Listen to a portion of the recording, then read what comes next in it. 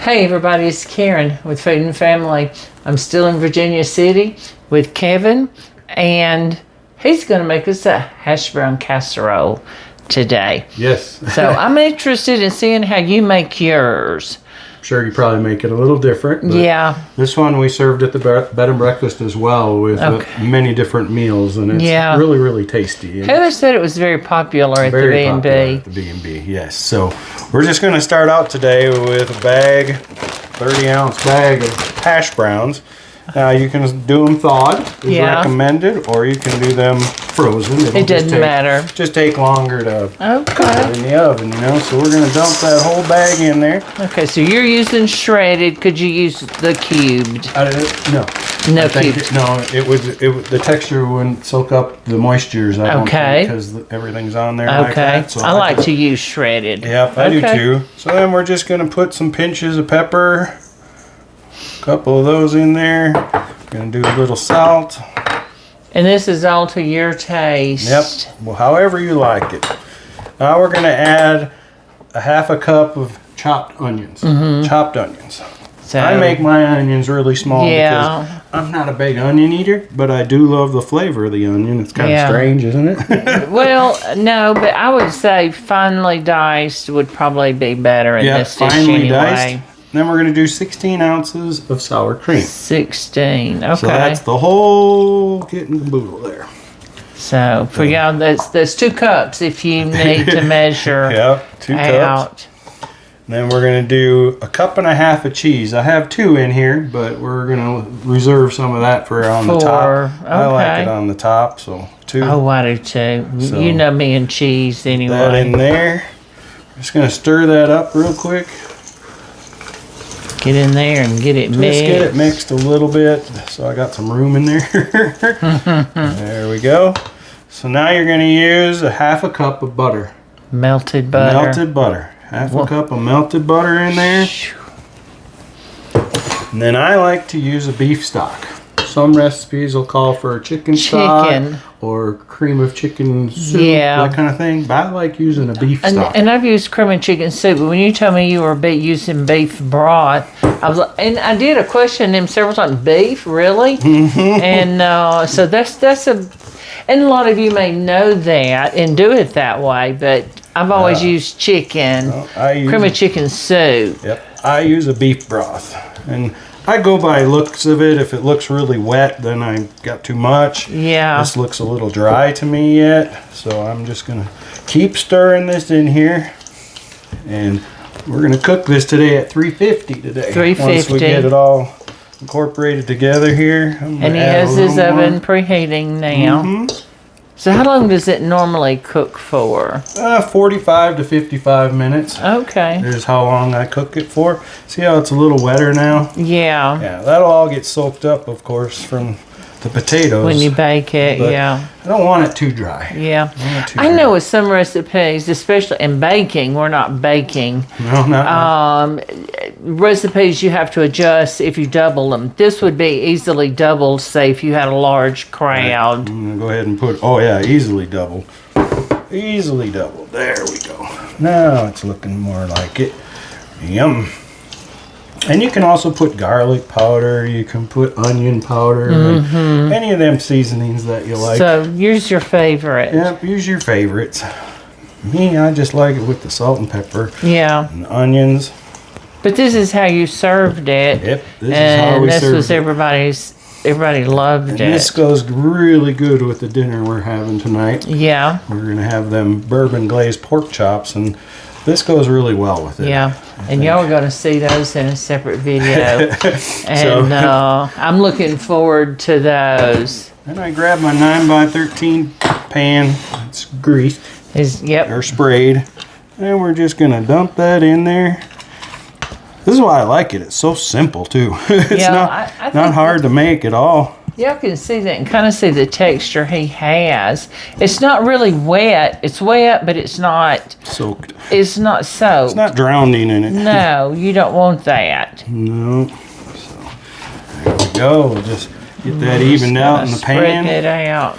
I've also done sausage in this before for breakfast sausage. I've you know, bacon on it or in it, you know, so you can add whatever little thing you like to go with your breakfast stuff. So wow. But there we go. Then I like some cheese on top, so we're gonna sprinkle a little more cheese on top of this.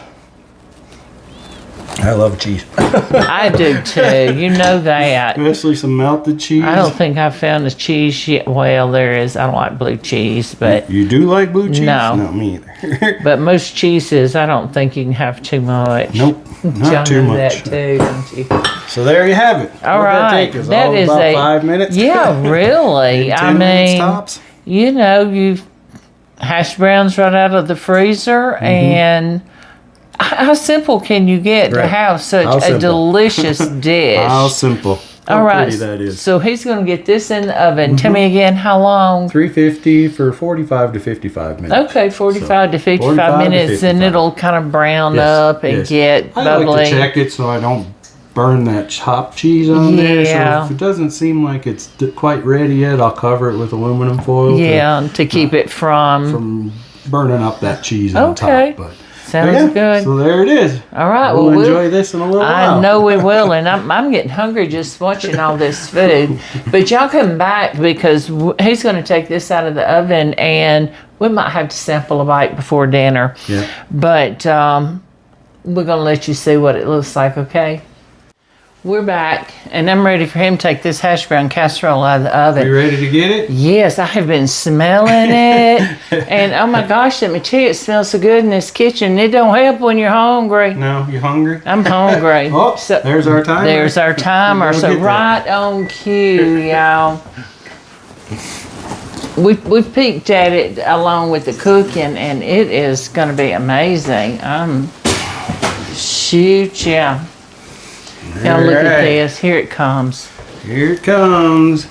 Looky there. Casserole. Isn't that beautiful? Pretty. What do you say we get this stuff plated up? I say we get this stuff plated up. Watch. Now, y'all check out the bourbon glazed pork chops that he did. You'll see that in a separate video. Yep.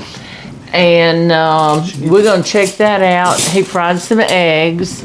And y'all know how to fry eggs. Yeah. And so we're going to have that on the side along with this Hashbrown Casserole. That's right. Why don't you get a big old scoop of that Hashbrown Casserole on your plate so it starts cooling a little bit. All right. You ready for me to go ahead and do it? Pork chops over. So yeah, go ahead and get you one on there. And grab my fried eggs. This is my dinner, guys. So they have made sure we've had some of the best meals this week. Oh my goodness. We've eaten well, haven't we? We have eaten well. So I'm going to let you plate it because you know how you played it. So I like to obviously put my pork chop on there. But the best part is getting a little bit of that extra glaze. So I dip the pan, being careful. And then I just pour it over the top of that. Like so. And I have a beautiful fried egg. Slide over on the side. Ooh. And then top it with some fresh chives from the garden. Yeah, he wouldn't pick these while we were waiting for this to cook. To go, huh? Yeah. So there it is, all plated up. Can y'all see that plate? All right, Karen. There's a knife for you. I'm ready to go. Fork. I'm ready to try this. You ready to try it? Yes, I am. So I want the egg with it. Oh, yes. You have to have the egg with it. Like I say, it's just something about it to make it so delicious. What is it? I mean, why is it that a fried egg can wrap up something so delicious? Yeah, I don't know. It's just like a hamburger. Put a fried egg on a hamburger or cheeseburger? Yes, sir. Oh, my. My goodness. Yep.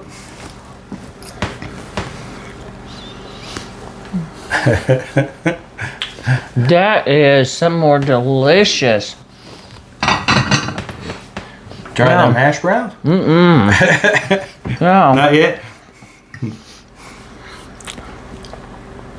I've been so rude this week talking with my mouth full of food. Because you're so excited. I am so excited. Absolutely.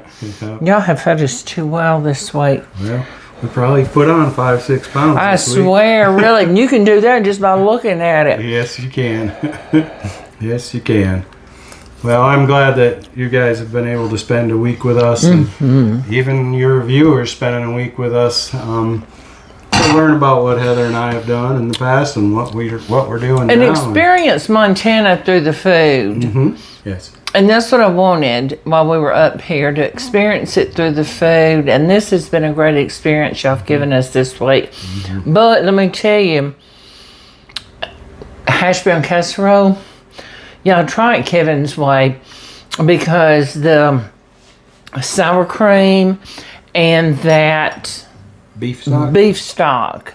I've always used like a cream of chicken or something like that. I have never thought about using beef stock. Gives it a nice flavor. It does, doesn't it? It does. Okay, well, I'm going to go finish this. I'm going to have to take my plate before he digs into it. And finish this, and maybe our dessert later? Maybe dessert later. I don't know. I'm going to eat so much of this, probably I'm going to be full. Maybe. Okay. All right. I certainly appreciate each and every one of you being in the kitchen and me too. This week with me and Kevin and Heather. I'm happy that we could do this and be with your viewers. It's been beautiful, but you know who's missing all the taste testing, and that's Pop. That's Pop. Yeah. He's getting to eat well, y'all, but he's been playing with Moonpie. That's their lab. And but Moonpie has fallen in love with Uncle Paul. Yeah. So he's enjoyed him. But I appreciate each and every one of you for being with us in Kevin's kitchen this week and today with these delicious recipes. And I hope you'll come back and watch it, more of the videos, and check out all the series that we've made with them. Okay. Let's see. Let's recap. Elk steaks, bison burgers, yes. Chicken and waffles. Our the Huckleberry Cheesecake. Yes, and Heather's rhubarb cake. Yes, so we're going to have that rhubarb cake for dessert tonight if we've got room left. If we got room. Yes. But I want y'all to come back, and I want y'all to check it out here in Virginia City, Montana. And just experience Montana, period. Everybody's just so friendly. It's a friendly state, and it's a beautiful, beautiful state. But I hope you'll come back and visit with us soon. And please like, share, subscribe to our videos. And don't forget, hit that notification button so you'll know when we put out another one. Thanks, everybody. I'll see you soon.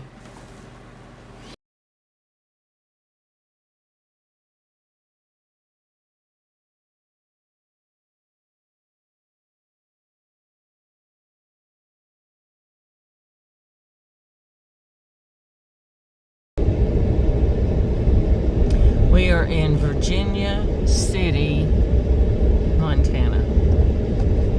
This is the cutest little town. Wild West. Look at there. Steakhouse, Boots and Shoes, Blacksmith, Fairweather Inn. Look here. And it's just precious. There's the Montana Post Office.